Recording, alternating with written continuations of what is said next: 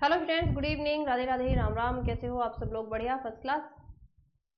एक बार जरा कंफर्मेशन देंगे, ऑडियो वीडियो आपका सब कुछ ऑल ओके है, कोई टेक्निकल ग्लिच नहीं है भाई।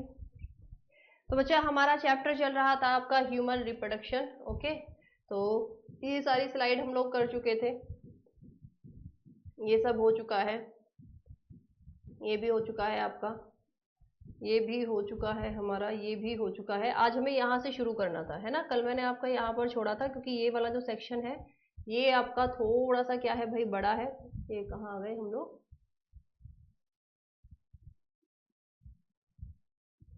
ठीक है, तो इसलिए बच्चा कल मैंने यहाँ पर आपसे बोला था कि भाई इसके आगे हम लोग आपका कल कंटिन्यू करते हैं। ठीक है, इसके आगे आगे भी हम आपका कल कंटिन्यू करते हैं। तो बच्चा, आज हमें सीखना है कि प्लेसेंटा के थ्रू न्यूट्रिशन यानी अपरा के थ्रू पोषण बच्चे को कैसे मिलता है। बहुत आसान है, आसान लैंग्वेज में ही मैं आपको समझाऊंगी, बताऊंगी, तो आपको समझ में डेफिनेटली जरूर आएगा। क्लियर? कमेंट्स मुझे काहे नहीं दिख रहे हैं आपके? चलो दिख जाएंगे। ओके, देखो भाई, जब बच्चा माँ के पेट के अंदर बनता है तो उन बच्चे के साथ में ही एक क्या बनता है बच्चा? टेम्परेरी ऑर्गन बनता है। ये जो बच्चा आपकी अपरा बनती है, ये एक अस्थाई अंग है, एक टेम्परेरी ऑर्गन है। ठीक है, क्या है बच्चा आपकी? ये एक अस्थाई अंग है, यानी कि ये आपका एक टेम्परेरी ऑर्गन है, अस्थाई अंग है, यानी कि ये बच्चा आपका एक टेम्परेरी ऑर्गन हमारी बॉडी के अंदर, फीमेल की बॉडी के अंदर बनता है। जैसे जैसे भ्रूण आपका बड़ा होता है, यानी बच्चे का माँ के पेट के अंदर विकास होता है, ये प्लेसेंटा भी साथ में बड़ी होती है। यानी प्लेसेंटा का वजन और बच्चे का वजन लगभग हम इक्वल भी कह सकते हैं, थोड़ा बहुत अंतर होता है। जैसे मान लीजिए 2.5 किलो का बच्चा है तो 1.5 किलो की प्लेसेंटा होगी, ऐसे हो सकता है अंतर आपका। लेकिन 1.5 किलो का एक अलग से टेम्परेरी ऑर्गन बनना फीमेल की बॉडी के लिए, आप सोच सकते हो कि कितना, वो जो सारा वजन होता है ना, जो 9-10 किलो बढ़ता है, बच्चा तो 9-10 किलो का पैदा नहीं होता, तो वो कहाँ होता है? एमनियोटिक फ्लूइड होता है, प्लेसेंटा होती है। कई केसेस में प्लेसेंटा थोड़ी बाहरी भी हो, थोड़ी और ज्यादा भारी भी हो जाती है। अब देखो, ये बच्चा आपकी प्लेसेंटा बन गई, इस प्लेसेंटा के अंदर क्या जाता है? इस प्लेसेंटा के अंदर माँ का खून जाता है। ठीक है, ये प्लेसेंटा आपकी यूट्रस से अटैच होती है, और यूट्रस में क्या है? हमारी बॉडी का खून जा रहा है। यानी इस प्लेसेंटा के अंदर वो सारी चीजें जाती हैं जो माँ खाना खाती है। जो आप पूछते हो ना कि बच्चे को न्यूट्रिशन कैसे मिलता है, माँ ने खाना खाया और वो खाने में जो न्यूट्रिशन है वो कहाँ डिसॉल्व हो गए, वो आपके कहाँ घुल गए हैं? तो वो बच्चा आपके घुल चुके हैं उसके खून के अंदर। अब वही खून कहाँ जा रहा है? यूट्रस के अंदर जा रहा है। वही खून कहाँ जा रहा है? यूट्रस के अंदर जा रहा है। और यूट्रस से फिर जो वो न्यूट्रिटिव ब्लड है, वो जो न्यूट्रिशन है, वो कहाँ जा रहे हैं बच्चा? आपके एम्बिकल कोड, इससे कनेक्टेड होती है आपकी ये एक एम्बिकल कोड। ठीक है, ये जो बच्चा आपकी एक एम्बिकल कोड है, ये कनेक्टेड होती है किससे बच्चा? आपकी प्लेसेंटा से। किससे कनेक्टेड होती है? प्लेसेंटा से। तो इसमें वही खून जा रहा होता है जो आपकी प्लेसेंटा में है, इसमें वही खून जाता है जो प्लेसेंटा में। तो माँ ने क्या खाया है ये बच्चे को मतलब नहीं होता, बच्चे को न्यूट्रिशन से मतलब होता है। उसकी बॉडी में डायरेक्ट कैल्शियम, आयरन, फॉस्फोरस, ठीक है, जो भी माँ खाना खा रही है, कार्बोहाइड्रेट, ये ऐसे यूनिटरी फॉर्म में खून के साथ में जा रहे हैं। अब एक बात बताओ, क्या बच्चा माँ के पेट में सांस लेता है? क्या बच्चा माँ के पेट में सांस लेता है? तो माँ के पेट में लंग्स के जरिए सांस नहीं लेता। माँ के पेट के अंदर बच्चे के लंग्स काम नहीं करते हैं, लेकिन क्या सांस लेता है? तो आपका आंसर होगा हाँ भाई, रिस्पायर करता है। कैसे? देखो, माँ के खून से बच्चे में जाएगा ऑक्सीजन, माँ के खून से बच्चे में जाएंगे न्यूट्रिएंट यानी पोषक तत्व, और माँ के खून से बच्चे में जाती हैं एंटीबॉडीज यानी कि प्रतिरक्षा तत्व। ये 3 चीजें बहुत ज्यादा मैंडेटरी हैं जो बच्चे से, मां के अंदर से बच्चे में जाएंगी। अब बच्चा क्या देगा? बच्चा मां को क्या देता है? बच्चा अपने अंदर से कार्बन डाइऑक्साइड। मैम कैसे कार्बन डाइऑक्साइड? भाई अगर मां के पेट के अंदर एक जीव है, वो बच्चा है, उसके अंदर सेल्स बन चुकी हैं, ऑर्गन बने हैं, तो सेल बनी है, टिश्यू बने हैं उसके अंदर, सेल बनी है तो सेल में एटीपी बनेगी, सेल को सरवाइव करने के लिए एनर्जी की जरूरत है, और अगर एनर्जी बनेगी तो कार्बन डाइऑक्साइड रिलीज होगी ही होगी। लेकिन ये कार्बन डाइऑक्साइड यूट्रस में या कहीं ऐसे घूमेगी नहीं, ये डायरेक्ट खून में घुलेगी। जो मां के अंदर से खून गया है उसमें से बच्चे की बॉडी न्यूट्रिशन को एडॉप्ट करेगी, और जो भी वेस्टिजियल, जो भी वेस्ट प्रोडक्ट हैं उनको खून के जरिए ही बाहर भेजेगी, उनको खून के जरिए ही बाहर भेजेगी। क्या मां के पेट के अंदर बच्चा सुसु पोटी करता है? मैम अगर कोई नॉनवेज खाए तो कुछ प्रॉब्लम होता है क्या? नहीं, कोई प्रॉब्लम नहीं होती है, ऐसा कोई प्रॉब्लम नहीं होती। कितनी सारी यार लेडीज हैं जो खाती हैं नॉनवेज, है ना। डॉक्टर बाहर का खाना इसलिए अवॉइड करते हैं, देखो नॉनवेज और इन सब में पता है होता क्या है, वायरस और बैक्टीरिया बहुत ज्यादा होते हैं। आपने देखा होगा जब मैंने आपको डिजीज और बीमारियां पढ़ाई हैं, मैंने आपको कितने सारे ऐसे वायरस और बैक्टीरिया बताए हैं जो क्या है बच्चा आपका, जानवरों से हमारे अंदर आए हैं। तो डॉक्टर्स किस लिए मना करते हैं? डॉक्टर्स इसीलिए मना करते हैं कि अगर आप नॉनवेज खाते हो तो उनमें बहुत सारे, अंडे खाने के लिए भी इसीलिए डॉक्टर मना करते हैं। ऐसा नहीं है नहीं खा सकते, बट मना करते हैं क्योंकि वायरस और बैक्टीरिया थोड़े ज्यादा होते हैं। अगर वो कच्चा पका हुआ खाना है तो उसमें वो वायरस और बैक्टीरिया मर नहीं पाते हैं, इसीलिए बोलते हैं। ठीक है, तो क्या बच्चा सुसु पोटी करता है? तो आप आंसर लगाएंगे कि भाई बच्चा जो है अपना पोटी तो नहीं निकल सकता है, क्योंकि पोटी के लिए डाइजेस्टिव सिस्टम उसके पास में है नहीं पोटी जैसी चीज बनाने के लिए। लेकिन क्या बच्चा यूरिन पास करता है? तो यूरिन वो डायरेक्ट पास नहीं करता, वो यूरिन यूरिया निकालता है। वो अपनी बॉडी से क्या करता है, प्लेसेंटा के ही थ्रू, जो किडनी होती है, देखो बच्चे के अंदर ऑर्गन बन गए हैं यानी बच्चे में किडनी बन चुकी है। इसको मैं आपको एक एक्स्ट्रा स्लाइड लेकर ही समझाती हूँ, नहीं तो फिर आप लोगों को दिक्कत होगी, आप लोगों को बच्चा फिर क्या होगी, दिक्कत होगी।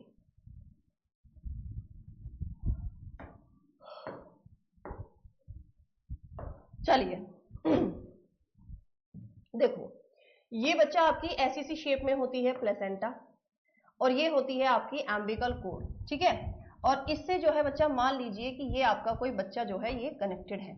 बच्चे के अंदर सारे ऑर्गन बन चुके हैं, यानी बच्चे के अंदर किडनी बन चुकी है, बच्चे के अंदर स्टमक भी है, बच्चे के अंदर डाइजेस्टिव सिस्टम भी है, स्मॉल इंटेस्टाइन सब कुछ है। लड़का है तो टेस्टिस है, लड़की है तो ओवरीज है। किडनी बनी है, तो यानी जो बच्चे के अंदर खून है, किडनी का काम क्या होता है, यूरिया और अमोनिया जैसी टॉक्सिक चीजों को छानने का काम होता है। लीवर भी बन चुका है उसके पास में। तो यानी ब्लड जैसे हमारी बॉडी में फिल्टर होता है ना बेटा, वैसे ही बच्चे की बॉडी में भी फिल्टर जो है आपका ब्लड होगा, ठीक है। ब्लड जो है बच्चा वो आपका फिल्टर होना शुरू हो जाता है, ब्लड फिल्टर होना शुरू हो जाता है। और इस शुरू होने में क्या निकलता है आपका, यूरिया निकल जाता है, यूरिया निकलता है।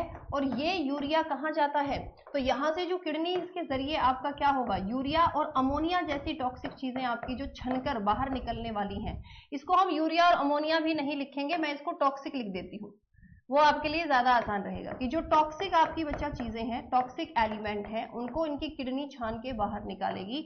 और वो टॉक्सिक एलिमेंट किसके जरिए, मां के खून के जरिए, किसके जरिए बच्चा, आपके मां के खून के जरिए बॉडी से बाहर निकलेंगे। मां के खून के जरिए बॉडी से यानी कि शरीर से बाहर निकलेंगे, बाहर निकलेंगे। देखा है ना प्रेग्नेंट लेडीज को सुसु कितनी जल्दी जल्दी आता है, क्योंकि बच्चे का भी तो सारा का सारा जो आपका यूरिन वाला फॉर्मेशन है वो खून के जरिए मां के शरीर में ही आ रहा है। ठीक है जी, क्लियर। और अदर वेस्ट यानी अन्य अपशिष्ट पदार्थ जो भी हैं वो सब भी मां के खून के जरिए ही बच्चे से बाहर आपके निकलने वाले हैं। अब एक बार पढ़ भी लेते हैं कि भैया हमने जो मेहनत करी है उसमें क्या लिखा है। चलिए, अपरा प्लेसेंटा गर्भाशय की दीवार और भ्रूण के बीच बनने वाला एक अस्थायी अंग, टेम्परेरी ऑर्गन, पढ़ा दिया। एम्बिकल कोड से बच्चा ये आपके कनेक्टेड होती है। एम्बिकल कोड प्लेसेंटा के जरिए सारा आपका गैसेस का ट्रांसपोर्टेशन होता है। ठीक है, तो ये सारी बातें मैंने आपको बता दी हैं। इसके अलावा भाई अब आपका बच्चा जो है मां के पेट के अंदर विकसित हो चुका है। बच्चा जो है बच्चा आपका मां के पेट के अंदर बच्चा विकसित हो चुका है। अब होगा आपका क्या, पर्चुरेशन। पर्चुरेशन में क्या होता है, प्रसव, यानी अब बच्चे की डिलीवरी होगी। बच्चा यूट्रस के अंदर, मां के गर्भाशय के अंदर पूरी तरह से विकसित हो चुका है। 9 महीने का समय जो है बच्चा वो आपका कंप्लीट हो चुका है। अब सारे के सारे जो हार्मोन हैं वो फीमेल की बॉडी को, ब्रेन को, ये भी ब्रेन के पास ही सिग्नल जाएगा कि 9 महीने का टाइम हो चुका है, अब इस जीव को, इस बच्चे को हमें बॉडी से बाहर निकालना है। तो पहली कंडीशन क्या होती है पर्चुरेशन में, प्रसव में, डिलीवरी में? पहला होता है डायलेशन स्टेज। डायलेशन में क्या होता है, बच्चा यूट्रस के अंदर है, गर्भाशय के अंदर है, तो ये जो सर्विक्स वाला एरिया है, आपने देखा होगा कि जब डिलीवरी होती है तो डॉक्टर्स क्या करते हैं, ग्लव्स पहन के ऐसे बार बार वेजाइनल पार्ट में फिंगर से ऐसे चेक करते हैं, है ना, कि 1 फिंगर का डायलेशन है, 2 फिंगर का डायलेशन है। वो क्या ऐसे चेक करते हैं कि जो सर्वाइकल पार्ट है वो कितना ओपन हुआ है, क्योंकि देखो बच्चे को यहां से बाहर निकलना है, ठीक है, और सिर्फ बच्चा नहीं निकलेगा, एम्बिकल कॉर्ड भी निकलेगी, साथ में आपका प्लेसेंटा भी निकलेगा। वो कोई मां के अंदर नहीं रहती है कोई भी चीज, पूरी क्लीनिंग करनी पड़ती है बॉडी की, पूरी क्लीनिंग होती है भाई बॉडी की आपकी, तो ये सारी चीजें बाहर निकलने वाली हैं आपकी। अब अगर ये एरिया ही नहीं ओपन है, ये एरिया मैम कैसे ओपन होता है, आपके जो हार्मोन है, जैसे एस्ट्रोजन हार्मोन हो गया, जैसे प्रोजेस्टेरोन हार्मोन हो गया, जैसे ऑक्सीटोसिन हार्मोन हो गया, ये सब हार्मोन होते हैं जो फीमेल की बॉडी में क्या करते हैं, लगातार इसको क्या कराते हैं, एक तरह से मतलब ओपन कराने में हेल्प करते हैं। ऐसे केमिकल रिलीज किए जाते हैं जिससे ये मसल्स जो है आपकी फैलनी शुरू हो जाती हैं, ऊपर से बच्चा भी प्रेशर लगाता है ऐसे, है ना। तो ये आपका डायलेशन, अगर आपका डायलेशन हो गया है तो फिर बच्चे की कंडीशन देखी जाएगी। जो मैंने ये कंडीशन दिखाई है इसी को बोलते हैं उल्टा बच्चा पैदा हुआ है। बहुत बार आपने गांव देहात में सुना होगा, अरे फलाने का बालक उल्टा पैदा हुआ है ना, लेकिन सही कंडीशन होती है कि बच्चे का पहले सर बाहर आना चाहिए। आपने बहुत सारी आजकल वीडियोस में देखा होगा कि डॉक्टर ऐसे पेट पर, कोई प्रेग्नेंट लेडी है उसको दर्द हो रहे हैं, लेबर पेन उसको हो रहे हैं, तो उसके पेट को ऐसे घुमा रहे होते हैं, पूरी ताकत से ऐसे घुमा रहे होते हैं डॉक्टर, कि अगर पैर नीचे की तरफ हैं बच्चे के तो क्या होता है, उसको वो घुमाएंगे और पहले वो क्या करेंगे, सर को बाहर लेके आएंगे, पूरा घुमा देते हैं भाई, ताकत लगाते हैं, पूरा ऐसे ऐसे करके, ऐसे ऐसे करके बच्चे को वो घुमाते हैं मां के पेट के अंदर। क्यों मैम, नुकसान क्या है, उल्टा बच्चा अगर ऐसे पैदा हो गया तो भाई बच्चा क्या है, मां सबसे ज्यादा जो जोर लगाती है बच्चे को बाहर निकालने के लिए, वो पहला जो उसका मतलब जो पहली फेज है, पूरा प्रेशर लगाएगी आपके बच्चे को बाहर निकालने के लिए। अब मान लो जैसे आपने बहुत बार देखा होगा ना, डिलीवरी होते हुए बच्चे की आपकी मृत्यु हो गई, मां ने जोर लगाया और जोर लगाने में सिर्फ सर बाहर निकला, गर्दन नहीं निकल पाई, और मां का जो वेजाइनल पार्ट है, जो सर्विक्स वाला एरिया है, अब कॉन्ट्रैक्ट हो गया, वो मसल्स को अपनी मान लिया इतनी टाइट कर ले कि बच्चे का दम घुट जाएगा। तो उस केस में डॉक्टर क्या करते हैं, कट लगा देते हैं, तुरंत एक चीरा लगाते हैं वेजाइना के अंदर, वो 8-10 टांके होते हैं जिससे कि ताकि बच्चे की गर्दन ना फंसे। खून निकल रहा होता है टप टप, बिल्कुल जैसे बोलते हैं ना कि वो बाल्टी भरने वाला खून, ऐसे खून निकल रहा होता है फीमेल की बॉडी से, ठीक है। तो फिर भाई बच्चे को रोटेट करा जाता है जिससे कि ताकि सर पहले निकले, क्योंकि अगर पैर पहले निकले, पैर निकलेंगे, बम निकलेंगे, कंधे निकलेंगे बच्चे के, तो अगर सर की बारी जब तक आएगी, जब तक मां थक जाती है, तो इसीलिए पहले सर निकलना ठीक होता है, क्योंकि सर बाहर एक बार डॉक्टर के हाथ में आ गया तो फिर वो उसको खींच के निकाल लेते हैं, है ना। फिर क्या करते हैं, वो उसको ऐसे पकड़ के खींच लेते हैं। अब जैसे ही वो खींचेंगे तो इसमें साथ में एम्बिकल कॉर्ड भी आएगी और प्लेसेंटा। प्लेसेंटा सबसे लास्ट में निकलती है, ये रहा थर्ड फेज होता है आपका, जिसमें प्लेसेंटा अब आपकी बॉडी से बाहर निकलेगी। ये होता है पैक्चुराइजेशन, यानी कि डिलीवरी ऑफ बेबी। अब ये तो हो गई नॉर्मल डिलीवरी। मैम सर्जरी में क्या होता है, सर्जरी में ऐसा कुछ नहीं होता। जिन महिलाओं की सर्जरी से डिलीवरी होती है वो ज्यादा पेनफुल होती है। अगर किसी को सर्जरी वाली आसान लगती हो तो मैं बता दूं, सर्जरी वाली ज्यादा पेनफुल है।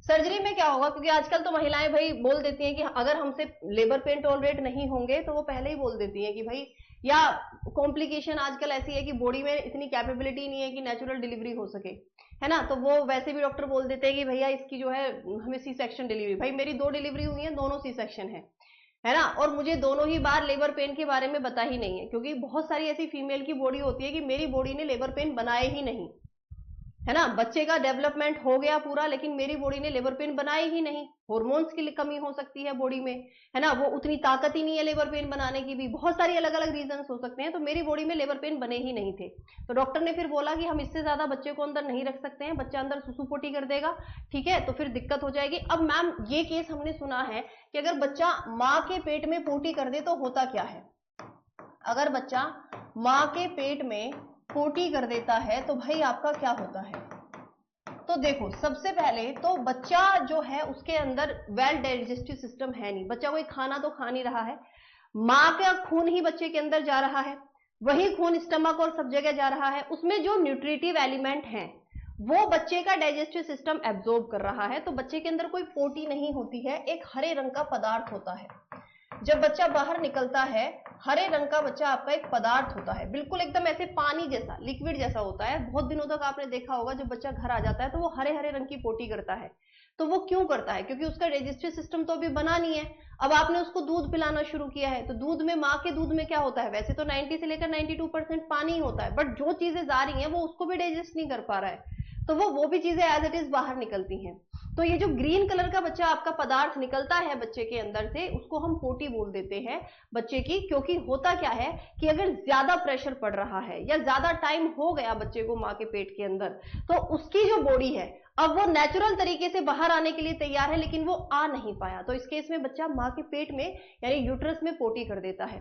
अब माँ के पेट के अंदर तो एमनियोटिक फ्लूइड भी है ना, एक द्रव भरा हुआ है, बहुत सारा फ्लूइड जो बच्चे को प्रोटेक्शन देता है ना, जो बच्चे को बचा के रखता है हर चीज से। तो वो फ्लूइड प्रेशर को टॉलरेट करने में हेल्प करता है ना भाई वो फ्लूइड। अब वो जो पदार्थ निकला है हरा हरा बच्चे के अंदर से, वो उस फ्लूइड में घूम रहा है। तो बच्चा क्या है? बच्चा ऐसा नहीं है मुंह नहीं चलाता, प्लेसेंटा यहां लगी हुई है, बच्चा अम अम अम अम अम ऐसे लगातार करता रहता है, जैसे मछलियां करती है ना अम अम अम अम ऐसे करके वो मुंह चलाती हैं, वो बच्चा भी लगातार मां के पेट में कर रहा होता है। तो इस एमनियोटिक फ्लूइड के जरिए अब पोटी जो है बच्चा के लंग्स में चली जाएगी, और लंग्स में पहले जाना क्या चाहिए था? हवा। अब हवा की जगह पोटी चली गई बच्चे के पेट के अंदर, लंग्स के अंदर चली गई वो आपकी, उसकी पोटी पेट से तो खैर बाहर ही निकली है, लंग्स के अंदर चली गई तो लंग्स में चिपक जाती है, और फिर लंग्स आपस में कोलैप्स कर जाते हैं, तो बच्चे की जान को खतरा होता है। तो ये वो वाला केस होता है जिसमें डॉक्टर बोलते हैं बच्चे के माँ के पेट के अंदर पोटी कर दी है, हमें सर्जरी करनी पड़ेगी, ऑपरेशन से बच्चा बाहर निकालना पड़ेगा। सबसे पहले जो ऑपरेशन सर्जरी वाली होती है उसमें माँ के अंदर यानी कि कमर के अंदर एक आपकी लोकल एनेस्थीसिया होता है, टेम्परेरी एनेस्थीसिया होता है, जो आपकी कमर के अंदर इंजेक्ट किया जाता है। उस एनेस्थीसिया का कोई साइड इफेक्ट नहीं होता। ये सब कहने की और फालतू बातें हैं कि कमर में दर्द होता है, अरे वो इंजेक्शन लगा था ना उसकी वजह से मेरी कमर में दर्द है, ये सब फालतू की बातें हैं। वो एक लोकल एनेस्थीसिया है, जैसे अगर आपके हाथ में कट लग जाए तो वहां भी टांके लगाने के लिए एक एनेस्थीसिया लगाना पड़ेगा। एनेस्थीसिया वाली जो सर्जरी होती है उसमें महिला को सब कुछ पता होता है, कट लग रहा है, एक है, दो है, हाथ है, बस दर्द नहीं होगा। पता सब कुछ लगता है महिला को, लेकिन बस दर्द हमें फील नहीं होता है। तो वो बस दर्द को कंट्रोल करने वाले कि हमारे जो दर्द वाले सेंसरी पार्ट हैं वो थोड़ी देर के लिए काम नहीं करेंगे, जैसे ही उसका असर खत्म होता है पूरा दर्द होता है, पूरा टांके वाके सब दर्द होता है, भयंकर वाला दर्द होता है बॉडी के अंदर। तो भाई जो सिजेरियन डिलीवरी होती है, सी सेक्शन होता है, उसमें महिला की 7 लेयर्स होती हैं, 7 लेयर्स में बच्चा कट लगाया जाता है, एक एक करके, और जब आपका लास्ट में बच्चे को निकाला जाता है, सिंपल ऐसे ही उठा लेते हैं। ठीक है मैम, प्रसव के बाद मां के खाना खाने पर बच्चे के पेट में दर्द क्यों होता है? नहीं, ऐसा नहीं होता है कि आपने ये, यादव जी मैंने भी बहुत सारी चीजें ऐसी सुनी है ना, कि जो माँ खाना खाएगी वही बच्चे के अंदर से निकलेगा, या फिर जो माँ ने ऐसा कुछ खा लिया कि माँ के पेट के अंदर दर्द है। देखो होता क्या है, अगर माँ ने कुछ ऐसी चीज खाई है जिससे एसिडिटी या गैस बन गई माँ के पेट के अंदर, ठीक है, अब माँ ने अपना दूध पिलाया बच्चे को, ठीक है, तो ब्लड जो दूध बनता है माँ के अंदर वो कहां से बनता है? वो पानी और खून से ही बनता है। खून के अंदर से न्यूट्रिशन लिए जाते हैं, बॉडी के अंदर से पानी लिया गया है। तो खून के अंदर तो वो गैसेस हो सकती हैं ना जो हार्मफुल हैं, तो बस ये होता है कि वो न्यूट्रिटिव उसने भारी सामान खाया था तो वो गैस माँ को बनी हुई थी, वही न्यूट्रिशन बच्चे में चले गए, बच्चा छोटा है अभी आपका, तो इस वजह से वो पेट में दर्द हो जाता है। वो होता गैस और एसिडिटी का है, माँ के खाने से कोई इफेक्ट नहीं होता है। ठीक है जी, क्लियर बच्चा? तो 7 लेयर काटी जाएंगी जब जाके आपका बच्चा जो है बाहर निकलेगा। अब यहां पर बच्चा आपका शुरू होता है male reproductive part. Female reproductive part तो पूरा तुम्हें समझा दिया, बच्चे की डिलीवरी हो गई। अब देखते हैं मेल रिप्रोडक्टिव पार्ट से कैसे क्वेश्चन पूछे जाते हैं और क्या क्या जरूरी है हमारे लिए सीखना और समझना। तो अगर मैं मेल रिप्रोडक्टिव पार्ट में बात करूं तो मेन यानी कि मुख्य, मेन यानी कि बच्चा आपका मुख्य रिप्रोडक्टिव पार्ट क्या होता है? तो आप आंसर लगाओगे मैम टेस्टीज होते हैं यानी कि वृषण होते हैं, टेस्टीज यानी वृषण। टेस्टिस जिस थैली में, लड़कों के अंदर टेस्टिस जिस थैली में रखे होते हैं उसको स्कोरटम कहा जाता है, यानी उसको अंडकोश थैली कहा जाता है, उसको अंडकोश थैली कहा जाता है। इसके अलावा बहुत सारी डक्ट होती हैं, नलिकाएं होती हैं लड़कों के अंदर, बहुत सारी ग्लैंड्स होती हैं जो सीमन बनाने में हेल्प करती हैं, और एक्सटर्नल ऑर्गन होते हैं, यानी जहां से आपकी बॉडी से इजैक्यूलेशन होगा, पेनिस, और जहां से बच्चा आपकी बॉडी से यूरिन बाहर निकलेगा।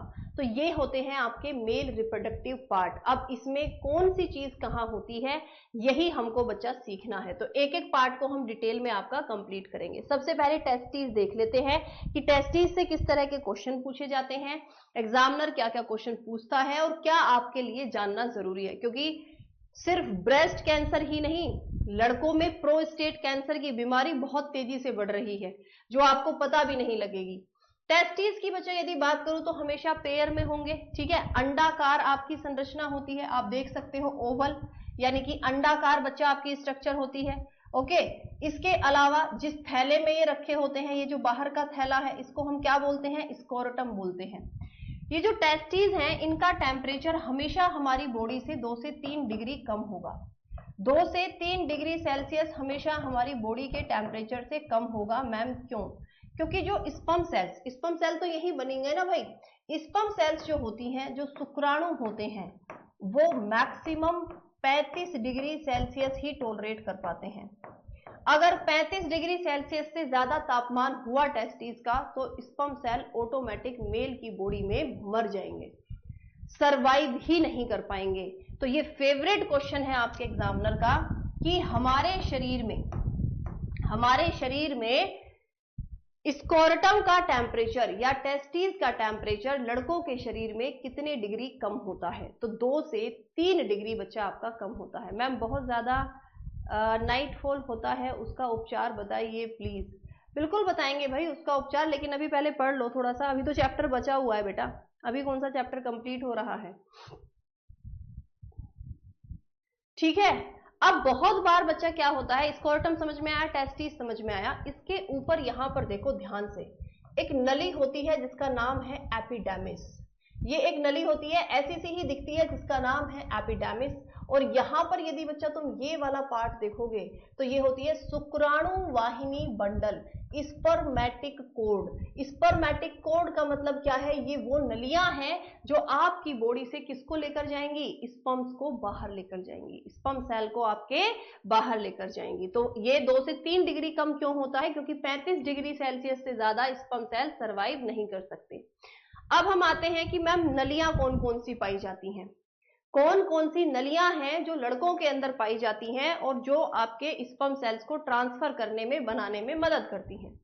सबसे पहली है सेमनीफेरस ट्यूबल्स। देखो अगर तुम किसी टेस्टिस को काट के देखो, किसी लड़के की अगर टेस्टिस को कट करके देखा जाए तो उसके अंदर जैसे ये आपका दिखता है ना जाल, सेम ऐसी ही जाल नुमा संरचना दिखाई देती है टेस्टिस को, क्योंकि मैं देखो एनाटोमी देखती रहती हूँ, लीवर की, हार्ट की, सबकी एनाटोमी देखी हुई है। टेस्टिस को जब कट किया जाता है तो सच में बिल्कुल ऐसी ही लाइन होती है, मसल्स की बनी हुई लाइंस होती हैं ये आपकी, और इन्हीं लाइंस को हम बोलते हैं सेमनीफेरस ट्यूबल्स, शुक्र जनन नलिकाएं। अब शुक्र जनन से तुम्हें समझ में आ गया होगा कि ये स्पर्म सेल्स को बनाने में हेल्प करने वाली हैं, है ना मैम। इस टाइम बाहर का तापमान 44 से 45 डिग्री सेल्सियस है, मतलब स्पर्म सेल मर ही जा रहे हैं सब। नहीं शैलेंद्र भैया, हम लोग वार्म ब्लडेड हैं, हम लोग कोल्ड ब्लडेड नहीं है। बाहर का तापमान चाहे कितना भी हो, हमारे शरीर का तापमान 37 डिग्री सेल्सियस ही होता है। बाहर सर्दी पड़ रही है तो भी हमारी बॉडी का टेम्परेचर 37 डिग्री सेल्सियस है, बाहर गर्मी पड़ रही है तो भी हमारी बॉडी का टेम्परेचर 37 डिग्री सेल्सियस है। बाहर के तापमान से हमारे शरीर का तापमान नहीं बदलता है, ठीक है। ओके, तो बच्चा क्या है आपका cross section of seminiferous tubules, मतलब अब हम क्या कर रहे हैं, अब मैं इस सेमनीफेरस ट्यूबल्स के अंदर माइक्रोस्कोप लेकर गई और मैंने देखा कि ये जो जाल है, ये जो जाल मुझे दिखाई दे रहा है, ये अंदर से कैसा दिखता है। तो चलो इसके अंदर झांकते हैं। ये क्वेश्चन रिसेंटली आपका पूछा गया है कि स्पर्मेटोगोनिया कहां उपस्थित होता है। है ना। हम भी पहले कोई सेमनीफेरस नहीं पढ़ाते थे भाई, अब से 4-5 साल पहले मैं भी बस टेस्टिस पढ़ाती थी और बस खत्म, क्योंकि एग्जामिनर उतना ही पूछता था। जब उसने एपिडेमिस पूछा, जब उसने सेमनीफेरस पूछा, तो भाई हमने भी अपडेट किया। अब उसने पूछा है स्पर्मेटोगोनिया क्या होता है। तो स्पर्मेटोगोनिया आपका बच्चा ये एक पार्ट होता है जो सेमनीफेरस ट्यूबल्स के अंदर पाया जाता है। इनके काम भी अभी मैं बताऊंगी। स्पर्मेटोगोनिया वो सेल्स होती हैं जो स्पर्म्स बनाने में हेल्प करेंगी, जो स्पर्म बनाने में हेल्प करेंगी। प्राइमरी स्पर्मेटोसाइट एंड सेकेंडरी, मतलब यहां से स्पर्म सेल बनने शुरू होंगे और वो अंदर की तरफ अब आपके स्पर्म सेल धीरे धीरे धीरे धीरे बढ़ेंगे। ओके, स्पर्मेटिड भी आपका यानी कि शुक्राणु पूर्व कोशिका भी आपका किसका हिस्सा होता है, सेमनीफेरस ट्यूबल्स का होता है। और most important is what, Sertoli cell. In seminiferous tubules के अंदर ही सर्टोली सेल्स पाई जाती हैं, और यही वो सर्टोली सेल्स हैं जो मेन स्पर्म सेल्स को बढ़ावा देती हैं, यानी उनकी मैक्सिमम से मैक्सिमम प्रोडक्शन में हेल्प करेंगी। तो सर्टोली सेल किसके अंदर पाई जाती हैं, आपकी सेमनीफेरस ट्यूबल्स के अंदर पाई जाती हैं। Sertoli cells location seminiferous tubules के अंदर पाई जाती हैं। Support and protection, sperm cells को स्पर्म सेल के जैसा दिखने में और उनको आगे बढ़ाने में हेल्प करती हैं, यानी उनकी प्रोडक्शन को बढ़ाने में हेल्प करती हैं। ये शुक्राणुओं को पोषण देती हैं। एक बात बताओ, स्पर्म सेल क्या है? स्पर्म सेल एक सेल ही तो है हमारी बॉडी की। जैसे हमारे बॉडी में लीवर में हेपेटिक सेल है ना, आपके ब्रेन के अंदर न्यूरॉन्स हैं, किडनी के अंदर नेफ्रॉन है, हर बॉडी पार्ट के अंदर सेल है। वैसे ही रिप्रोडक्शन के लिए स्पर्म सेल जरूरी है। तो स्पर्म सेल है क्या, एक सेल ही है ना भाई हमारे बॉडी की। तो क्या उसको पोषण की जरूरत नहीं होगी? जैसे हर कोशिका को खाने की जरूरत है, वैसे ही इसको भी खाने की जरूरत है। तो सर्टोली सेल इसको खाना देने में हेल्प करती हैं। ठीक है मैम, टेस्टिस एक बड़ा और एक छोटा कैसे हो जाते हैं एक केस में? देखो, अगर ज्यादा अंतर है, थोड़ा सा तो अंतर होता ही है, एक छोटा होता है एक बड़ा होता है टेस्टिस में, वो टेंशन की बात नहीं है, वो बहुत माइन्यूट अंतर है। लेकिन ऐसा है कि एक टेस्टिस बहुत बड़ी है और एक बिल्कुल नेग्लिजिबल है, तो वो गड़बड़ है, वो आपको डॉक्टर को दिखाना पड़ेगा।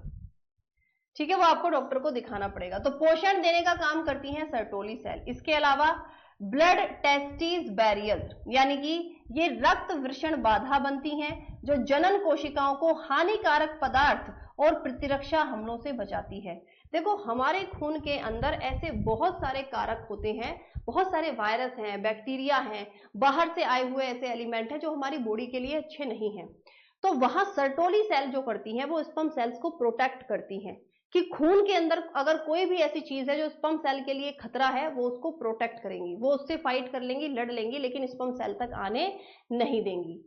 क्लियर जी? तो जब हम बच्चा किसको, सेमनीफेरस ट्यूबल्स को काट के देखते हैं, उस नली को काट कर देखते हैं, तो सबसे पहले मैंने आपको बताया स्पर्मेटोगोनिया हमको दिखता है, फिर ये प्राइमरी और सेकेंडरी में टूटेगा, फिर स्पर्मेटिड यानी कि शुक्राणु आपके यहाँ पर जहां से बनने शुरू होंगे, और फिर बच्चा ये आपके शुक्राणु यहाँ पर बनेंगे किसकी मदद से, सर्टोली सेल की मदद से। किसकी मदद से बच्चा, आपके सर्टोली सेल की मदद से। यानी सेमनीफेरस ट्यूबल्स वो होती हैं जो बच्चा क्या करती हैं, आपके बेसिकली शुक्राणुओं को प्रोटेक्शन देती हैं और इनको बढ़ाने में मदद करती हैं।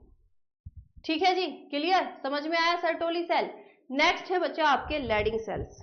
नेक्स्ट बच्चा आपकी क्या होती हैं, लैडिंग सेल्स होती हैं। तो लैडिंग सेल्स, अगर मैं आपसे लोकेशन की बात करूं, लैडिंग सेल्स में बच्चा लोकेशन आपकी बेसिकली अंदर की तरफ होती है। अगर आप देखोगे तो ये मैंने टेस्टिस का आपका यहाँ पर बच्चा क्या किया है, एक बेसिकली कट करके देखा है। तो टेस्टिस में मुझे क्या दिखा, सेमनीफेरस ट्यूबल्स दिखी। ठीक है, ये आपकी इस तरह से सेमनीफेरस ट्यूबल्स दिखती हैं, और ये बीच बीच में ऐसे हमें लैडिंग सेल्स दिखती हैं। तो मैम ये, और खून तो ऑब्वियसली देखो होगा ही, है ना, प्योर इम्प्योर दोनों तरह का होगा। ये लैडिंग सेल्स आखिरकार काम क्या करती हैं, ये टेस्टोस्टेरोन हार्मोन को बढ़ावा देती हैं, क्योंकि जितना ज्यादा टेस्टोस्टेरोन हार्मोन बढ़ेगा, जितना ज्यादा टेस्टोस्टेरोन हार्मोन बूस्ट होगा, उतनी ही ज्यादा स्पर्म सेल्स की प्रोडक्शन अच्छी होती है बॉडी के अंदर। ठीक है, बॉडी के अंदर। तो रोल ऑफ टेस्टोस्टेरोन क्या होता है, शुक्र जनन कोशिकाओं को प्रोत्साहित करता है, पुरुष जननांगों के विकसित में सहायक होता है, और सेकेंडरी लैंगिक लक्षण जैसे दाढ़ी मूछ का आना, है ना, रिप्रोडक्टिव पार्ट पर हेयर की ग्रोथ होना, बगल के अंदर बाल का विकसित होना, ये सब कुछ आपका क्या करता है, टेस्टोस्टेरोन हार्मोन ही लड़कों के शरीर में करा रहा होता है, और जो स्पर्म सेल्स के बनने में बहुत ज्यादा आपकी हेल्प करता है।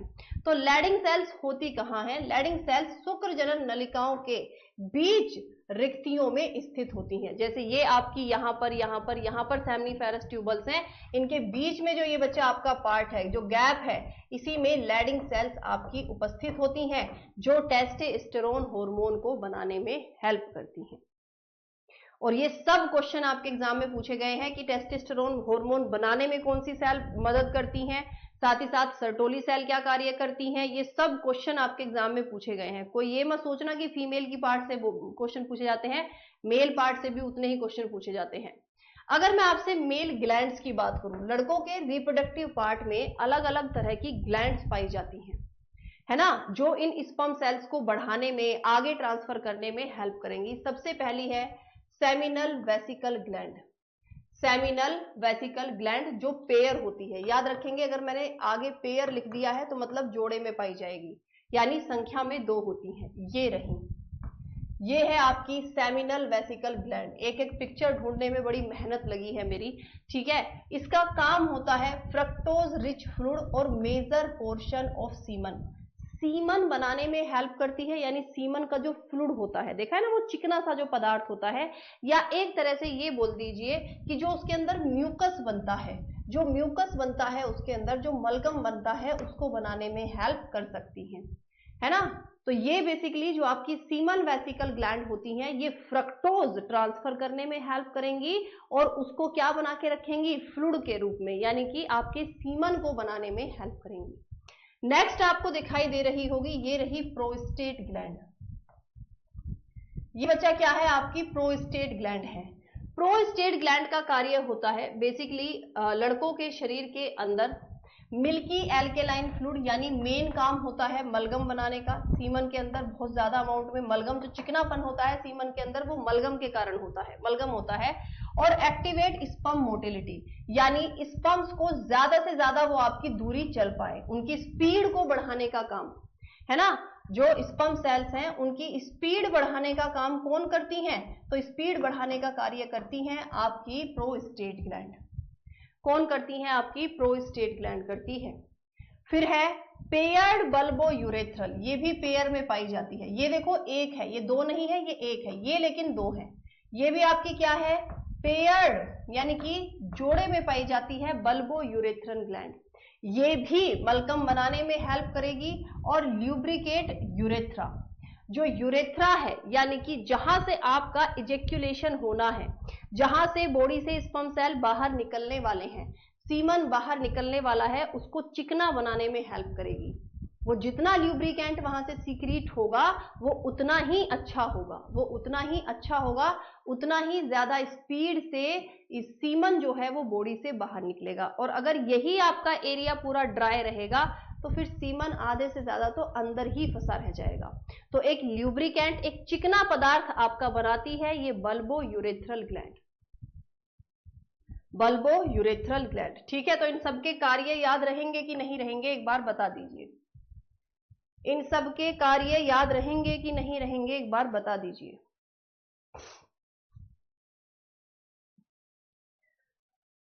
देख भी लो एक बार।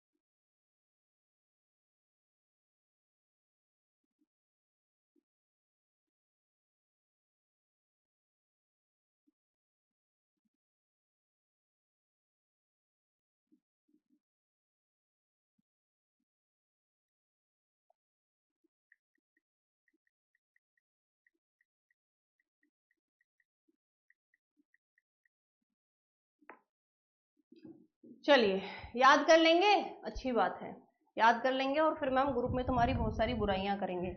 मतलब अगर कोई बच्चा कुछ लिख भी रहा होता है तो ये नहीं है कि जिन बच्चों को अच्छी क्लास लग रही है वो रिप्लाई कर दें, वो वहां पे कुछ बोल दें, है ना। ऐसी सब सारे नहीं है, खैर कुछ बच्चों ने बहुत अच्छा अच्छा भी बोला है, बहुत अच्छा अच्छा भी आपका बोला है, भाई बच्चों ने रिप्लाई कर देते हैं बच्चे, लेकिन आप लोगों को वही है ना कि एक दिन में 2 ही मैसेज कर सकते हो आप, है ना। तो समझ सकती हूँ मैं इस बात को। चलो देखते हैं भाई वो जो 2-3 बच्चे परेशान कर रहे हैं। चलिए नेक्स्ट क्या है, सीमन एंड स्पर्म पाथवे, कि लड़कों के शरीर से ये सीमन या स्पर्म सेल्स कैसे बाहर निकलती हैं। 1 2 3 4 5 अगर आपको देना हो तो आप कैसे दोगे। सबसे पहले तो भाई देखो, आपका जो स्पर्म है वो कहां बनेगा, टेस्टिस में बनेगा, वो आएगा सेमनीफेरस ट्यूबल्स में, ठीक है, सेमनीफेरस ट्यूबल्स में आएगा। वही उपस्थित होती है रेट टेस्टिस, मतलब ऐसे समझो, मैंने किसी की टेस्टी को यदि कट करके देखा तो मैंने देखा उसमें ऐसे आपका सेक्शन दिखाई दिया है ना, जैसे कि आधा पहिया हो ऐसा दिखाई देगा, और इसके अंदर सबसे पहले ये आया सेमनीफेरस ट्यूबल्स, फिर यहाँ पे ना ऐसे डिवाइड होता है, ऐसे डिवाइड होता है जिसको हम रेट टेस्टिस बोलते हैं। फिर रेट टेस्टिस में आएगा, फिर होती है एफेरेंट डक्टलेस, ये पूरा रास्ता है जो पूछा गया है आपके एग्जाम में। फिर होता है एपिडेमिस, फिर वास डेफरेंस, वो फाइनल डक्ट होती है जिसमें स्पर्म सेल्स आते हैं। इसी के जरिए स्पर्म सेल बॉडी के अंदर मिलने वाले हैं अब आपके किसमें बच्चा, सीमन के अंदर। फिर इजैक्युलेटरी डक्ट होती है, यानी कि जो ये वाला सेक्शन है ये इजैक्युलेटरी डक्ट है। फिर आपका यूरेथ्रा, फिर पेनिस, और फिर एक्सटर्नल ऑर्गन, यानी कि अब आपका जो बच्चा ये है ये बॉडी से बाहर निकल जाएगा। तो इसको एक बार फिगर से भी हम लोग देख लेते हैं जिनको अगर डाउट है तो। देखो भाई ये होती है आपकी क्या, टेस्टिस, टेस्टिस में आपकी क्या होती है, ये रहा आपका एपिडेमिस वाला एरिया, ये है आपका एपिडेमिस वाला एरिया, और ये होती है वास डेफरेंस, ये होती है वास डेफरेंस। ये वास डेफरेंस आप ध्यान से देखो, ये यहां से आपके स्पर्म सेल जाएंगे जाएंगे जाएंगे और यहाँ यूरेथ्रा में जाकर आपके मिक्स हो जाएंगे और फिर आपके यूरेथ्रा से बाहर निकल जाते हैं। लड़कों के अंदर यूरिन पास करने का और इस सीमन को बाहर निकालने का एक ही रास्ता होता है, जबकि लड़कियों में दोनों अलग रास्ते हैं। लड़कियों में इंटरकोर्स के लिए अलग रास्ता होता है, यानी जो भी उनका इंटरकोर्स का एक लिक्विड है, फ्लूइड है वो बाहर अलग रास्ते से निकलेगा, और जो भी बच्चा उनके अंदर बेसिकली आपका यूरिन पास करने वाला रास्ता है वो अलग होता है। तो लड़कों में एक कॉमन डक्ट होती है, लड़कियों में 2 डक्ट होती है। क्लियर। तो सीमन क्या है, आपका मिक्सचर होता है स्पर्म सेल्स का। देखो सीमन के अंदर क्या क्या होता है मैं आपको बता देती हूँ। सीमन होता है mucus, sperm cell, citric acid भी पाया जाता है जो स्पीड बढ़ाता है, और फ्रक्टोज, ये सब आपका मिलकर क्या बनाते हैं, सीमन बनाते हैं। ठीक है, ये सब बच्चा आपके मिलकर आपका सीमन बनाते हैं। चलिए फीमेल रिप्रोडक्टिव पार्ट की बच्चा यदि मैं आपसे बात करूं, वैसे तो मैं आपको बहुत डिटेल में ये समझा चुकी हूँ, फीमेल रिप्रोडक्टिव पार्ट में आपको ये सारी चीजें बच्चा बता चुकी हूँ, है ना। मुझे नहीं लगता इनमें से कोई भी चीज मैंने आपको नहीं बताई है, इवन डिटेल में ही बताई है, बट फिर भी एक बार आप लोग खुद से पढ़ लीजिए अपने मोबाइल में या जहां पर भी आप देख रहे हैं, एक बार पढ़ लीजिए, क्योंकि ऑलरेडी मैं ये आपसे डिस्कस कर चुकी हूँ, है ना। तो फीमेल वाला आपका डन है। ओवरी और ओवम, यानी कि क्या मुझे दोबारा से अंडाशय बताने की जरूरत है ना। अंडाशय बताने की जरूरत नहीं है, कुछ नई टर्म है वो मैं आपसे डिस्कस कर लेती हूँ। देखो 2 ओवरीज पाई जाती हैं। ओवरीज जो है बच्चा ये संख्या में कितनी होती है मैम, 2 होती है। किसी भी फीमेल के अंदर 2 ओवरीज होती हैं। फंक्शन की यदि मैं आपसे बात करूं कि काम क्या होता है ओवरीज का, तो देखो कोई भी लड़की जब पैदा होती है ना तो उसकी बॉडी के अंदर जो अंडे होते हैं वो बच्चा फिक्स होते हैं। अब यहां से देखो क्या क्या क्वेश्चन पूछा जाएगा कि ये जो मैंने आपको बताया था ना, जैसे हाथ, किसी का हाथ ने हमारी ओवरीज को पकड़ा हुआ है, इनको हम लोग क्या बोलते हैं, फिम्ब्राई बोलते हैं। इन हाथ जैसी स्ट्रक्चर को हम लोग फिम्ब्राई बोलते हैं, जैसे ऐसे किसी ने हमारी ओवरीज को आपका लटकाया हुआ हो। इसके अलावा जो पहला ये जो मोटा सा सेक्शन होता है इसको हम लोग बोलते हैं आपका क्या, इनफंडिबुलम। इसको इनफंडिबुलम। इस्थमस क्या होता है, इस्थमस तो कुछ नहीं होता, इसका मतलब होता है नैरो पाथ। ये तो बहुत जगह मिलेगा आपको, नैरो पाथ, एक पतला रास्ता जो होता है उसको हम इस्थमस बोल देते हैं, या एक चैनल कह लो जो एक पार्ट को दूसरे पार्ट से कनेक्टेड करने वाला है। और एम्प्यूला मैं आपको बता चुकी हूं, ये एम्प्यूला वो सेक्शन होता है जहां फर्टिलाइजेशन होने वाला है। ये एम्प्यूला वो सेक्शन होता है जो फर्टिलाइजेशन आपका होने वाला है। तो ये बता चुकी हूँ। यूट्रस दोबारा से बताने की जरूरत है, क्वेश्चन बता देती हूँ क्या पूछा जाता है। यूट्रस का साइज होता है 7 से 8 सेंटीमीटर, विड्थ होती है 5 सेंटीमीटर और वजन होता है मात्र 60 से 70 ग्राम। 60 से 70 ग्राम की यूट्रस, सोचो जब प्रेग्नेंट होगी लेडी तो वो अपने अंदर कम से भी कम 5 से 6 किलो वजन को टॉलरेट करती है। सिर्फ 60 से 70 ग्राम आपका वजन होता है। अच्छा, टेस्टिस की भी लंबाई से क्वेश्चन पूछे जाते हैं। तो टेस्टिस की बच्चा आपकी लंबाई होती है 4 से 5 सेंटीमीटर और विड्थ होती है 2 से 3 सेंटीमीटर। ये टेस्टिस का भी आप लोग याद रखेंगे, ठीक है। इसकी लंबाई और विड्थ आई तो मुझे याद आ गया। फंक्शन क्या होता है, यूट्रस का काम क्या होता है भाई, फर्टिलाइजेशन के बाद में आपका बच्चा जो होगा कहाँ आएगा, यूट्रस की दीवार पर आकर चिपक जाएगा। और ये जो ऊपर वाला फूला हुआ एरिया होता है यूट्रस का, इसको फंडस कहते हैं। फंडस का सिंपल मतलब है, जैसे डाइजेस्टिव सिस्टम में बताया था ना, जो भी ऊपर की तरफ फूला हुआ हिस्सा ब्लोट करता हुआ दिखाई उसको हम लोग फंडस बोल देते हैं। अब फीमेल ग्लैंड्स की बच्चा यदि मैं आपसे बात करूं तो फीमेल ग्लैंड्स में 2 ग्लैंड्स होती हैं। एक तो आपकी ओवरी, जो मैं ऑलरेडी आप लोगों से डिस्कस कर चुकी हूं, और दूसरी होती हैं आपकी मैमरी ग्लैंड्स, यानी डिलीवरी के बाद जिसमें आपका मिल्क का फॉर्मेशन होगा, जिसमें मिल्क का फॉर्मेशन होगा। ओवरी में कुछ कुछ चीजें रह गई हैं, उसको हम लोग देख लेते हैं। देखो, ओवरीज में सबसे पहले होते हैं आपके फोलिकल यानी कुपिकाएं, ठीक है। उसके बाद में कोपस ल्यूटम, यानी यही आपके आगे होते होते ऐसे थोड़े से विकसित होने शुरू होते हैं, यानी पीत पिंड जिसको हम बोलते हैं, है ना। ये जो अंडा है ये पहले आपका किसमें, कोपस ल्यूटम टाइप का एक पार्ट कह लो जिसमें चेंज होगा, और फिर ये ओव्यूलेशन यानी ये अंडा ऐसे इसमें से देखो फूट के बाहर निकलता है ना। एक कवरिंग है इसके ऊपर जिसको हम कोपस ल्यूटम कहेंगे, इसमें से फूट के आपका बाहर निकलेगा और ओव्यूलेशन के लिए तैयार हो जाएगा। पेयर ऑफ ओवल ग्लैंड, ठीक है, पैल्विक कैविटी प्रोड्यूस ओवा, बता चुकी हूं। एस्ट्रोजन एंड प्रोजेस्टेरोन हार्मोन बनते हैं, ये भी पढ़ चुके हैं हम लोग। मैमरी ग्लैंड में बहुत सारी ऐसे अंगूर के गुच्छे नुमा संरचनाएं होती है जिसको लोब्यूल्स कहा जाता है, और यही लोब्यूल्स होते हैं जहां पर मिल्क बनता है, यानी दूध का फॉर्मेशन होता है। और फिर बच्चा ये बहुत सारी नलियां होती हैं माँ की बॉडी के अंदर, ब्रेस्ट के अंदर बहुत सारी बच्चा आपकी नलियां होती हैं जिसमें मिल्क आपका फ्लो करेगा और फिर निप्पल के जरिए बॉडी से बाहर निकलेगा, यानी कि बच्चे तक पहुंचेगा।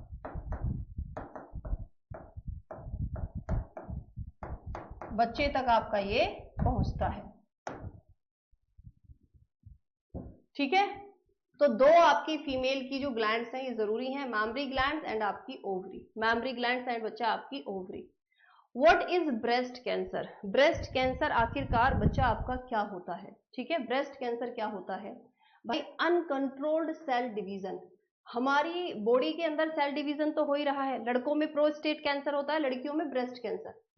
ये अगर जो कैंसर है, अगर ये आपका जो सेल डिवीजन है ये क्या हो जाए, अनकंट्रोल्ड हो जाए। ये सेल डिवीजन मतलब बहुत ज्यादा आपकी यहाँ पर ऐसे आप देखोगे कि भाई जैसे ये सेल थी, ये सेल थी, ये सेल थी, तो ये 8 की जगह मान लिया 100 सेल बन जाए, 200 बन जाए, तो देखो फिर यहाँ बनेगी ऐसे गांठ। फिर महिलाओं में क्या बनती है बच्चा, आपकी ऐसे गांठ बनती है, और ये गांठ फिर सर्जरी के जरिए आपकी रिमूव की जाती है। सर्जरी, रेडिएशन, जो तरीके मैंने आपको बताए हैं। कारण क्या क्या हो सकते हैं ब्रेस्ट कैंसर के भाई, अनुवांशिक कारक हो सकता है, जेनेटिक फैक्टर, कि भाई कुछ सेल डिवीजन का पहले से ही दिक्कत होगी, मतलब दादा को या किसी को कैंसर हुआ था तो एट दी एंड सेल्स वही चलती हुई आ रही हैं, है ना। हालांकि चांसेस बहुत कम होते हैं, बट अगर वो 0.1% भी हैं तो हम उसको इंक्लूड करते हैं, ठीक है। हार्मोन की इम्बैलेंसी जो बता चुकी हूं मैं आपको कि भाई जब फीमेल की बॉडी में मिल्क का सिक्रीशन होता है, हार्मोन लेवल अलग होता है, फिर बाद में अलग हो जाता है, वो एक रीजन बनता है। उम्र के साथ आपकी क्या होता है, वही भाई फिर से ब्रेस्ट का साइज बढ़ना और घटना, ठीक है। या फिर ज्यादा रेडिएशन वाली जगह में रहते हैं या सिगरेट शराब पीती हैं तो भी आपका ब्रेस्ट कैंसर हो सकता है।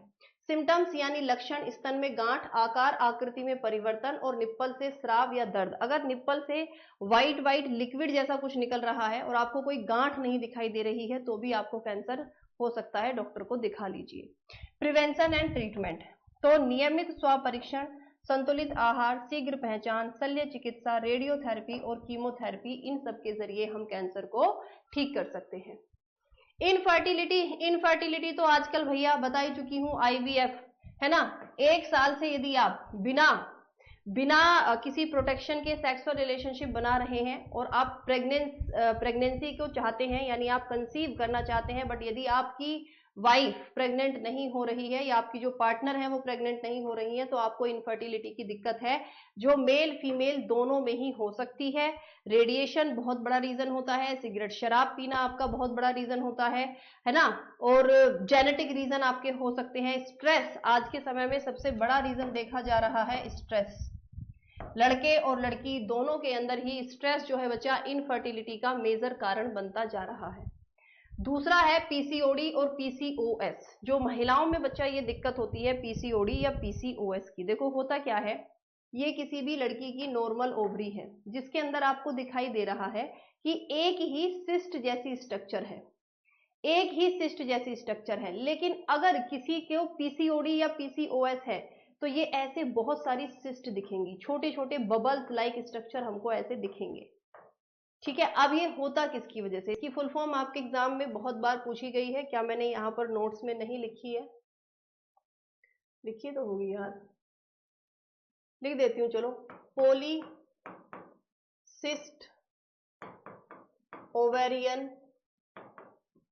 Ovarian deficiency.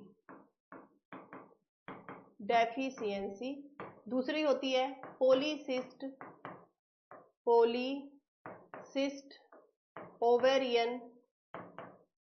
Ovarian syndrome. ठीक है, दोनों बच्चे आपकी सेम ही चीजें हैं कि ओवरीज के अंदर यदि गांठें आपकी बनने लगे तो ऐसी महिलाओं में पीरियड्स नहीं आते हैं, यानी आपको हर मंथ जो है बच्चा पीरियड्स रिपीट नहीं होंगे, है ना, आपको हर मंथ पीरियड्स रिपीट नहीं होंगे। हार्मोन असंतुलन के कारण अंडाशयों में अनेक छोटी छोटी गांठें बन जाती हैं, पूरे फेस पर एक्ने हो सकता है, वजन बढ़ सकता है, ठीक है, चेहरे पर बाल आने शुरू हो जाते हैं, अलग अलग रीजंस होते हैं इसके बॉडी के अंदर। असंतुलित आहार, व्यायाम, वजन नियंत्रण और चिकित्सा उपचार। क्या पीसीओडी और पीसीओएस को ठीक किया जा सकता है? हाँ, पूरी तरह से बच्चा हम लोग इनको ठीक कर सकते हैं, और इसका रीजन ये होता है कि आपको एक्सरसाइज करनी है, आपको हेल्दी खाना खाना है, यानी आयरन रिच खाना बच्चा आप लोगों को ज्यादा से ज्यादा खाना है, ठीक है, और एक्सरसाइज में योगा बहुत सारे ऐसे होते हैं जो आप कर सकते हैं। तो ये पीसीओडी और पीसीओएस की प्रॉब्लम को बहुत सारी महिलाओं ने अपने अंदर ठीक किया है। हार्मोन इम्बैलेंसिंग मेन देखा जाता है इसमें, जिसकी वजह से आपकी ओवरीज में गांठें पड़नी शुरू हो जाती हैं। ठीक है, चलिए नेक्स्ट क्या है बच्चा आपका पीएमओएस। पीएमओएस जो आजकल, अच्छा यहां लिख दिया ये फुल फॉर्म, ये पॉलीसिस्ट ओवेरियन सिंड्रोम यहां लिख दिया है, ये पीछे वाले पेज का है, कोई नहीं मैंने वहां पर लिख दिया है, यहां मैं पीएमओएस की बात कर लेती हूं। देखो आपने सुना होगा कि पीसीओएस महिलाओं में अब नहीं रहा, है ना, बहुत आजकल आपकी ये न्यूज जो है वायरल हुई है, मैंने भी इसके ऊपर आपकी वीडियो बनाई थी, यूट्यूब पर शॉर्ट वीडियो आपकी बनाई थी।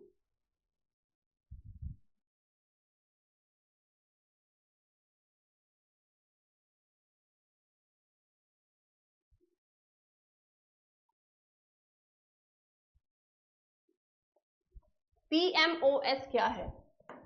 पॉली एंडोक्राइन मेटाबोलिक ओवेरियन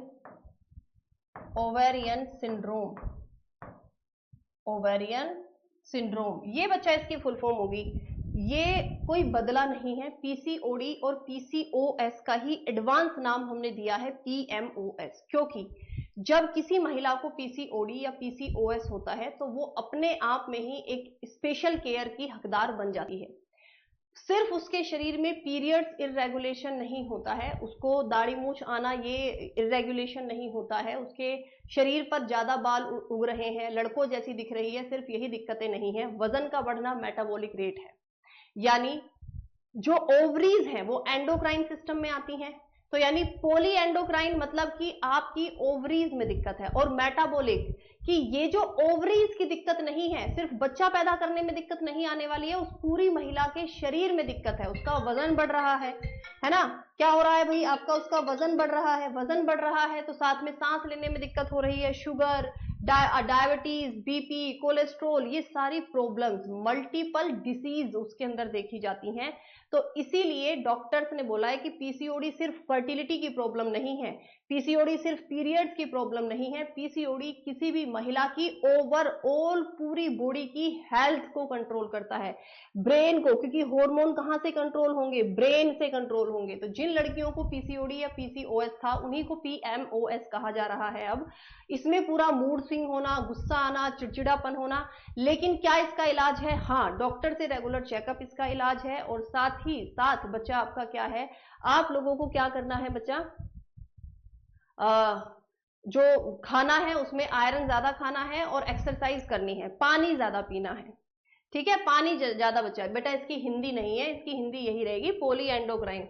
अगर आप लोग चाहोगे तो मैं इसको ऐसे लिख दूंगी। अब यार तुम लोग एंडोक्राइन, मेटाबॉलिक,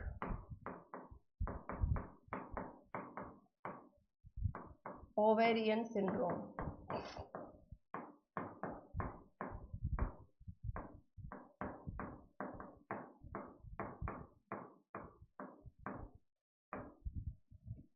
ठीक है, तो अंडोत्सर्जन में कमी, बांझपन, ये सारी संतुलित आहार, व्यायाम, दवाई और हार्मोन थेरेपी से हम इसको ठीक कर सकते हैं। सेम वही है, सिर्फ हमने पीसीओडी और पीसीओएस का नाम आपका बदला है।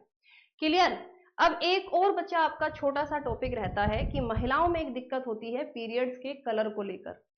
पीरियड्स का कलर और पीरियड्स कितने दिन आए हैं यही आपकी डिसाइड कर देंगे कि आपको हेल्दी पीरियड है कि नहीं, या आपको कोई दिक्कत तो नहीं है। यदि आपके शरीर में बहुत ज्यादा लाल खून निकलता है, क्योंकि पीरियड्स का जो कलर होता है ना वो है मैरून कलर, अगर आपको मैरून कलर के पीरियड आ रहे हैं तो वेल एंड गुड, बहुत अच्छी बात है। पहले दिन जो ब्लडिंग होगी वो मैरून कलर की यदि आपको है तो वेल एंड गुड, बहुत अच्छी बात है। अगर आपको लाल रंग का खून निकलता है इसका मतलब आपको एनीमिया है, आपकी बॉडी में आयरन की कमी है। यदि आपको ब्राउन कलर का खून निकल रहा है पीरियड्स के समय, ब्राउन ब्राउन कलर, चॉकलेट जैसा रंग निकल रहा है और बहुत ही कम, बहुत बहुत देर में आपको फ्लो होता है, तो इसका मतलब आपको कोई इंफेक्शन है और बहुत पुराना इंफेक्शन हो सकता है। अगर काले रंग का आपकी बॉडी के अंदर से अगर पीरियड्स हो रहे हैं और काले रंग का ब्लड निकल रहा है तो एंडोमेट्रियोसिस, एंडोमेट्रियोसिस का मतलब होता है कि आपकी ओवरीज में गांठें हो सकती हैं, ठीक है, या यहाँ वाले सेक्शन में बहुत ज्यादा गांठें या सूजन हो सकती है। ठीक है, एंडियोमेट्रियोसिस आपको हो सकता है, और कोई ना कोई टॉक्सिक एलिमेंट आपकी बॉडी के अंदर है जिसकी वजह से पीरियड्स का रंग काला हो गया है। बेटा आईवीएफ पूरा डिटेल में बता चुकी हूँ पहली क्लास में। येलो कलर के यदि बच्चा आप लोगों को पीरियड आते हैं तो पीसीओडी या पीसीओएस की प्रॉब्लम आपको हो सकती है। तो महिला अपने पीरियड के खून को देखकर भी पता लगा सकते हैं कि आपको कोई दिक्कत तो नहीं है। पीरियड का टाइम बता चुकी हूं, अगर 21 दिन से 35 दिन के अंदर है वेल एंड गुड, अगर आपको 2 से 3 दिन ब्लडिंग होती है वेल एंड गुड, अगर एक ही दिन ब्लडिंग होती है तो दिक्कत है। 2 से 3 दिन होती है ठीक है, लेकिन एक दिन ब्लडिंग हो रही है तो दिक्कत है। एसटीडी डिजीज ऑलरेडी आपसे डिस्कस है, हालांकि मैंने ऐड करा दी है नोट्स में, बट फिर भी ये आपकी ऑलरेडी मैं एक बार आपसे डिस्कस कर चुकी हूं। ठीक है, चाहोगे तो कल फिर से कर लेंगे। ये पूरा माइंड मैप मैंने आपके लिए तैयार करा दिया है, तो भाई ये आप लोगों का माइंड मैप पढ़ना जिम्मेदारी होती है। एड्स एचआईवी वायरस के कारण होता है, ठीक है, हमारी बॉडी में डब्ल्यूबीसी पर अटैक करता है, बता चुकी हूँ। सिफिलिस बैक्टीरिया, ट्रैपनोमा पैलेडियम नाम का बैक्टीरिया है, स्किन पर सोर्स, अल्सर, छाले बनते हैं। गोनेरिया, निसीरिया गोनेरिया नाम का बैक्टीरिया है। बर्निंग यूरिनेशन, पेशाब में जलन। हर्पिस आपका वायरस के कारण होने वाली बीमारी है। पेनफुल ब्लिस्टर्स, छाले पड़ते हैं। एचपीवी, एचपीवी और ऐड कर लीजिए, बता चुकी हूं वैसे तो। ह्यूमन पैपिलियो वायरस, ये भी आपकी एक एसटीडी डिजीज है, ये भी बच्चा आपके एक एसटीडी डिजीज है। अब बताइए आपको लग रहा है कि कोई भी ऐसी चीज है जो इस चैप्टर में हम डिस्कस कर सकते हैं?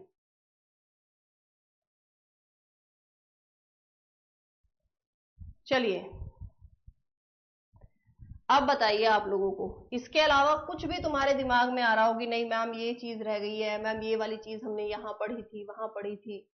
एक्स्ट्रा ही पढ़ाया है आपको, आपको एक्स्ट्रा ही पढ़ाया है।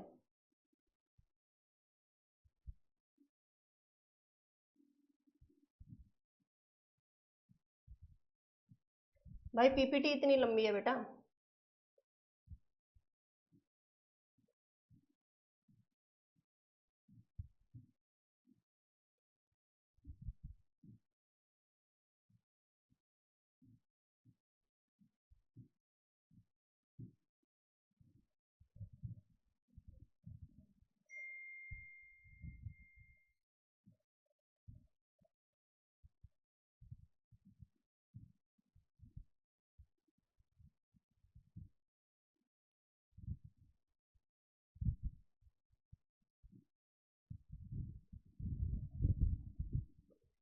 ओके।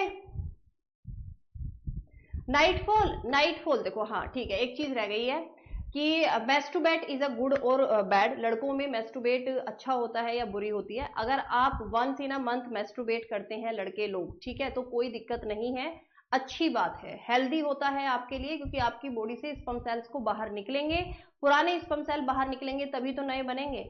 सिंपल सी बात है। वंस इन अ मंथ या मंथ में 2 बार भी आप अगर मेस्टुबेट करते हो, it is good for you, कोई दिक्कत नहीं है, ना लड़कों को ना लड़कियों को, आपकी एक हेल्दी सेक्सुअल लाइफ चलेगी।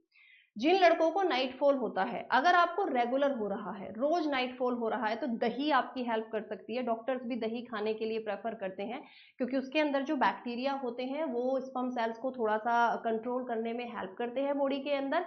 तो दही आप थोड़ा ज्यादा खाइए जिनको स्पर्म सेल्स की या नाइटफॉल की दिक्कत होती है, क्योंकि आई नो बहुत गंदी फीलिंग होती है, आप सुबह उठो, है ना, और वो सारा कुछ चिपचिपा एकदम बुरा, अंडरवेयर आपका खराब हो जाए, सामने बहन है, मम्मी है ना, बहुत सारी चीजें होती हैं, ऑकवर्ड फीलिंग आती है।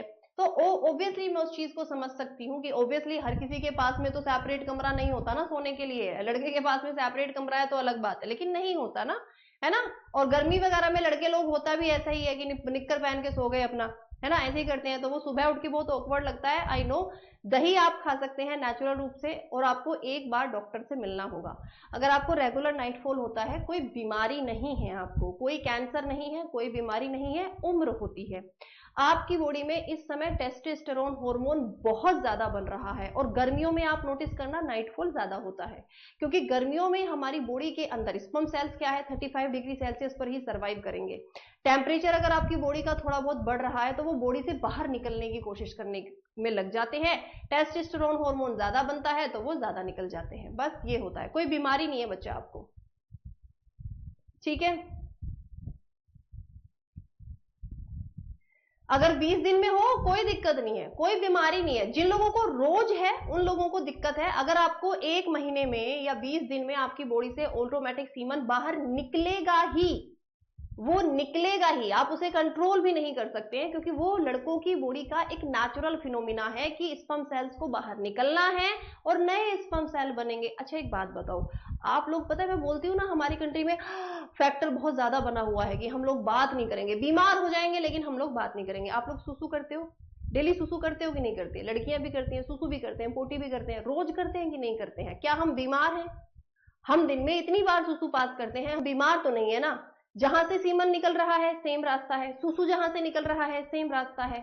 हम सुसु के बारे में बात करेंगे लेकिन सीमन के बारे में बात नहीं करेंगे, गलत चीज है ना। अगर 20 दिन में, 1 महीने में, 15 दिन में भी मैं बोलूंगी नाइटफॉल हो रहा है, गर्मियों में हफ्ते भर में भी नाइटफॉल हो रहा है, आपको कोई दिक्कत नहीं है बच्चा, आप हेल्दी हो। आपकी उम्र ही ऐसी है कि अभी टेस्टोस्टेरोन हार्मोन बनेगा, 35 साल तक की उम्र में भर भर के बनेगा, भर भर के बनेगा। 35 साल में आप कभी किसी आदमी से, लड़के से पूछना आपको नाइटफॉल होता, बोलेंगे नहीं।